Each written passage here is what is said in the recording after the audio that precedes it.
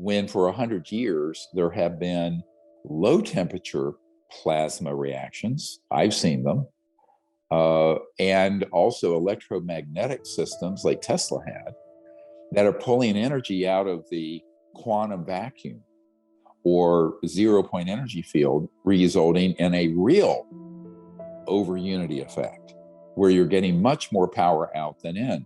The Floyd Sweet device, for example, that we're featuring in The Lost Century.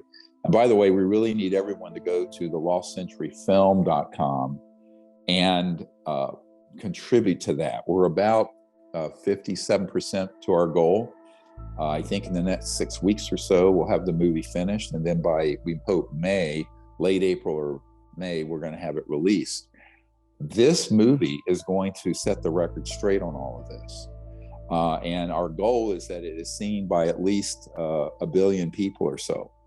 The reason for it is that these sorts of announcements are suspect for their timing and their purpose.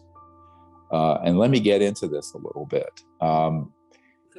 There's a history of when the truth begins to emerge on an issue, there are very powerful interests that want to pivot towards an announcement that the whole media covers and the globally, and the scientific community, that basically is gaslighting or distracting, diverting people. And it's a little bit strange that this announcement comes after we presented what we did in Santa Monica in October and the plans that we have to release the information about these genuine earth-saving technologies, which are behind, by the way, how UAPs and UFOs operate. They don't have nuclear power plants on them, and they're not burning jet fuel A or solid rockets, because there's no heat signature to them. And this has been confirmed by the Pentagon officially. So we're saying, what I'm saying here is that there's something that is rather suspect about the timing of this announcement and the lockstep coverage without much. I mean, The Guardian and a few papers in Europe have questioned the legitimacy of this because they pointed out that the power needed to run those nearly 200 lasers was not in the equation for it being a net gain of power, which is, of course, ridiculous because the reaction didn't happen by itself. It cannot happen by itself. So then you get into this whole discussion of why would, as the National Security Agency people have told me, they set up things called DDT operations. And yes, it was a poisonous insecticide, but the purpose of a DDT in the intelligence community, it stands for you set up a decoy, you distract everyone's attention, and then you trash everyone's efforts to run down a rabbit hole and go into the weeds over here. It's a diversion. You just keep diverting people. But you see, we saw this happen before when the Unacknowledged, the documentary that hit 760 million views around the world. Within a few months of that coming out, they stood up the TTSA, and they stood up Elizondo and Chris Mill and other people that had all the doors open to them in the mainstream media, everything from 60 Minutes on CBS to CNN, everywhere else, saying, gee, we don't know what these are. Maybe they're from China. All right.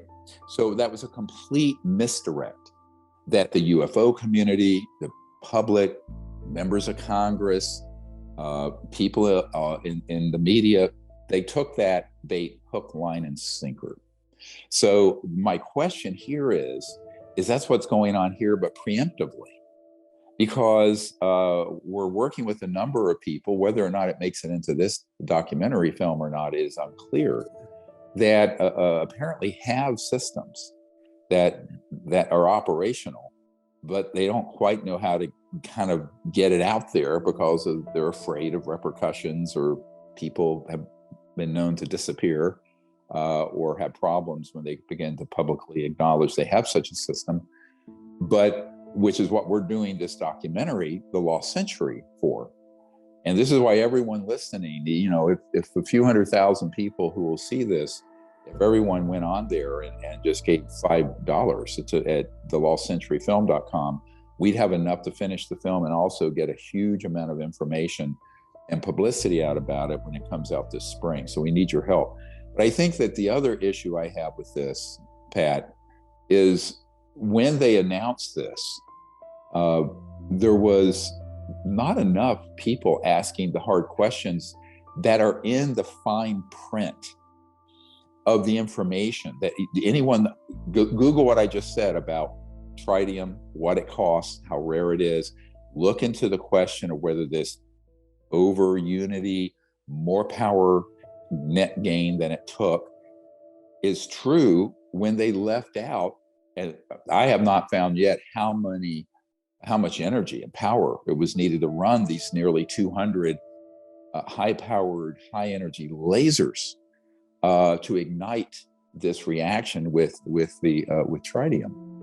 And tritium, by the way, is H3. It's healing. It's hydrogen. It's an isotope of hydrogen, basically. It's called tritium. It's 3 hydrogen. It's an isotope. So that is something which you begin to question. If this is a legitimate scientific breakthrough, there should be an asterisk there, because it's been known for decades, since we first achieved fusion for hydrogen bombs, that you could get a lot of energy out, more than you would have to put in. That's why they're so destructive. I mean, this is why this is news to anyone. For example, most people don't know what a thermonuclear weapon is, and so they can gaslight the public and the media. So I want to be very clear about this. This is not the first time there's been a hydrogen fusion reaction. Tritium's been used in nuclear warheads. I mean, that's how you do a hydrogen bomb, as opposed to an atomic bomb. Now, just to be clear, an atomic bomb, what we dropped on Hiroshima and Nagasaki, that was a fission bomb where you split the atom. And when you split the atom, you get all this energy. This is fusion, where you combine and collide atoms, and they fuse together, which releases even more power. That's why a hydrogen bomb or thermonuclear bomb is so much more destructive than an atomic bomb. But that is something that was known science since the late 40s, early 50s, right? So in the early 50s, we detonated the first hydrogen bomb, which was a fusion hydrogen bomb. Now, this obviously is not a bomb, thank God. They couldn't do that in a populated area, Lawrence Livermore Labs there in the Bay Area of San Francisco, across the bay. But it's not as if fusion hadn't been done before. And in this case, yes, they had a minor amount of excess power, but there's no indication that that can be replicated free of the amount of power it would take to start the ignition. And that would actually then carry on to something that would be commercially available. For example, as we have pointed out, and we're pointing this out in this documentary, The Lost Century, there's 3 billion people who have no means of electricity or gas to cook their food. That's why they're cutting down all the brush and rainforests and all over the world in these impoverished areas. So, that's pushing half the world's population, almost 40% or so. So then the question becomes, how are you going to get something this complex and potentially dangerous deployed all over the world to really fix the disappearance of the rainforest, and to fix the whole climate issue and the global poverty issue? Now, our tax dollars have been dumped to the tune of $3.5 billion into this.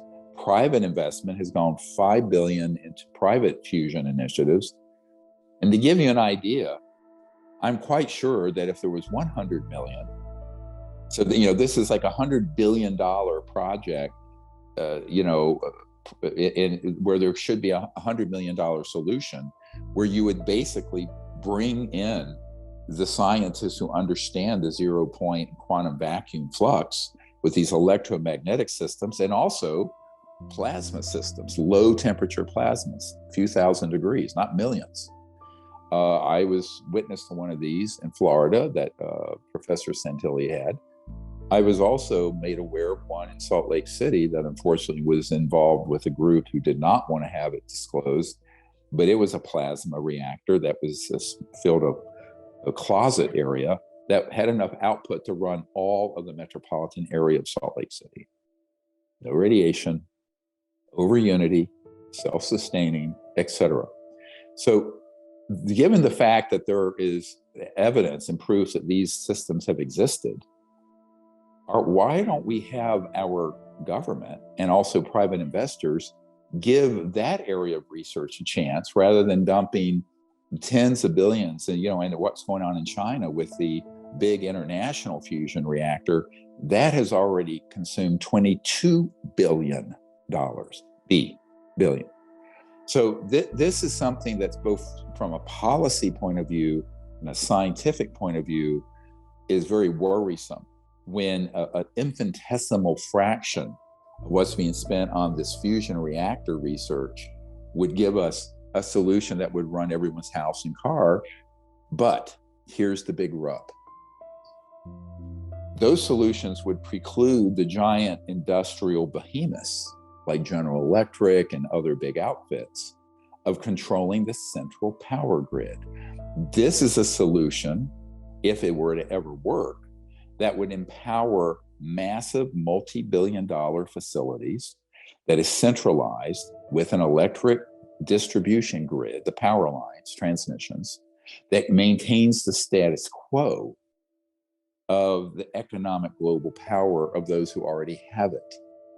And this is a problem because huge swaths of Asia, India, Africa, Latin America don't have power lines to villages and poor areas. And it's trillions of dollars to build those power lines, never mind if the power plant, this fusion reactor, would even work.